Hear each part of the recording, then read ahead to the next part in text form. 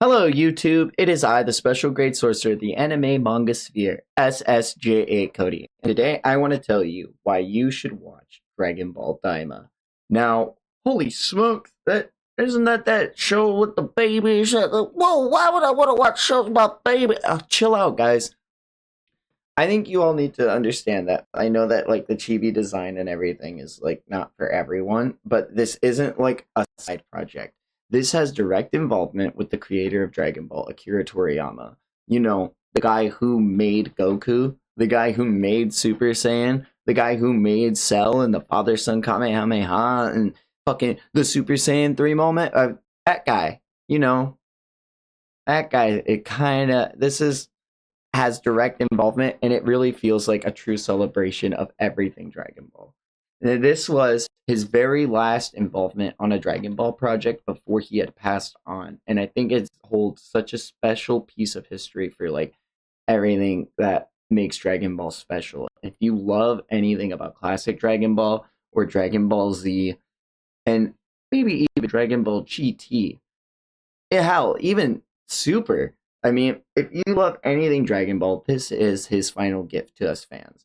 Now, Dragon Ball Daima is coming back to bring us back to like the boots to ground, like fucking basics of Dragon Ball. Like, we are going back to adventure. We're going back to telling jokes. We're going back to having very exciting battles with stakes because they are in these chibi forms. It's more about capturing fun and exploration and the charm of what early Dragon Ball did when we were looking for the magical orbs back in the day.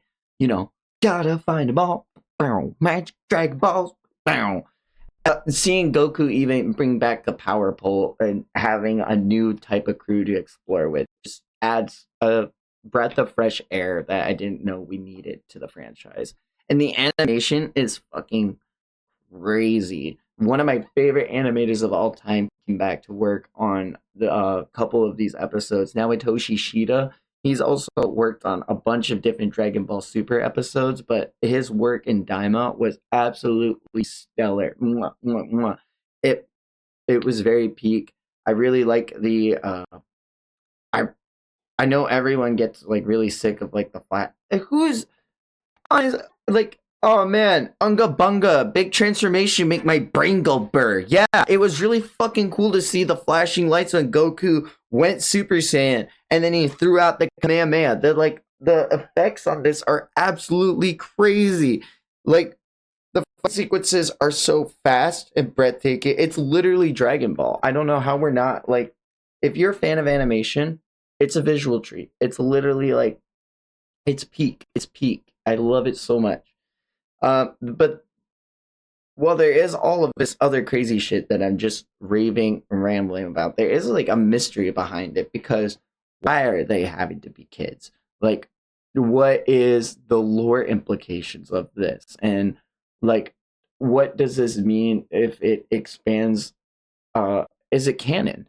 Does this expand to Super? Does this explain what a Super Saiyan God is? Could this explain Namekian origins? I mean, there are so many different avenues and questions, and because of Toriyama's direct involvement, it in and of itself, until it is disproven in a canon manga material, it's canon. It's real. And a lot of that is really fucking cool because we get a lot of really cool lore drops like Supreme Kai origins. We get new kinds of Dragon Balls. We get magic. We get Demon Realm lore drops. I mean, the amount of things that like I had lingering questions that I didn't know I had questions about were like getting answered in this little fun series. And one of my favorite things about this is that while Goku is a child, it it feels like GT done right, and that may be a hot take because everyone really likes Dragon Ball GT, but no, everyone doesn't like Dragon Ball GT. A lot of people actually hate it. It's actually like a hot take to say you like it. So when I say it's GT done right, I think it's bringing Goku and the people to kids as the stake is like the right move, and everyone having direct involvement is a lot better. not having to go look for the Dragon Ball so the Earth doesn't blow up that was dumb. Like, let's all just agree. Baby's a cool villain. Tuffles, kind of cool backstory. Black Star Dragon Balls, kind of dumb. Kind of dumb. Like, but what Daima does with bringing us to the demon realm and bringing us with magic influence characters, and it sets up for more gags that hit. And I don't know what it is about Toriyama that just makes his jokes just fucking land. But like in the very first episode, I guess minor spoilers ahead, sorry, but I mean, when Goku goes out to go get the power pole, he goes to Master Roshi's because he's like, hey, I thought I left it here. Where's my power pole? And they're using it as the drying rack. And I went back and rewatched it, and it's used in the very first frame as the like pole that's holding up the clothes already. That's such a Toriyama joke, and that made me laugh. The Goku like fighting Glorio and surprising him with his power and being like, "Oh yeah, I'll be enough. I'm sure I'm enough." Like that had me laughing. Every gag just feels like it hits, and it feels like such like an old return to form of Dragon Ball, where it's like paying homage to everything that built it up.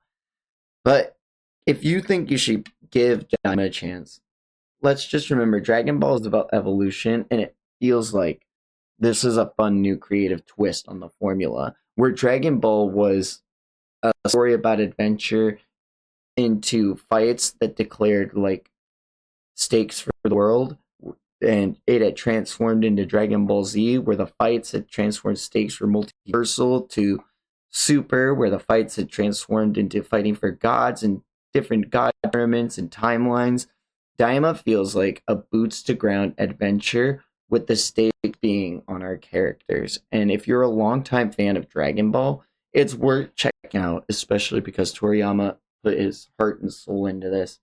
Whether you're there for nostalgia, animation, or just some great fights, I think Daima is one of the most fun experiences I've ever had with Dragon Ball, and I think it is definitely worth checking out. But if you think that there is something else that you loved about Dragon Ball Daima, or if you have another Dragon Ball property you love as much as I do then let me know in the comments, because I'm really eager to talk to y'all and hear what y'all have to say about it. But thanks for watching, and have a great day.